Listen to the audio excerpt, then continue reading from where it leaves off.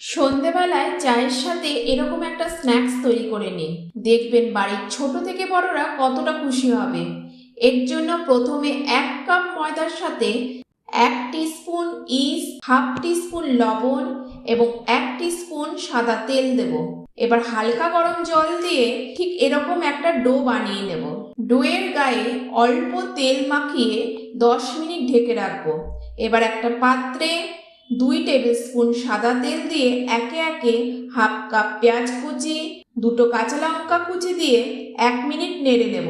পেঁয়াজটা ট্রান্সলুসেন্ট হলে half teaspoon লাল লঙ্কার গুঁড়ো, ছোট চামচে 4 ভাগের 1 ভাগ হলুদ গুঁড়ো, হাফ টিস্পুন ধনে গুঁড়ো, half teaspoon salt, half teaspoon জিরে গুঁড়ো, 1/4 কাপ টমেটো দিয়ে দেব। মশলাটাকে 2 মিনিট ফ্রাই করব।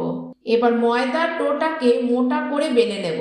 এরপর রুটিটাকে 4 টুকরো করে প্রতি টুকরোতে 1 চামচ করে পেঁয়াজ ও টমেটো দিয়ে তৈরি করা মশলাটা দিয়ে দেব। এবার মশলার ওপর অর্ধেক সেদ্ধ ডিম দিয়ে চারধারে জল দিয়ে এইভাবে ভাঁজ করে নেব।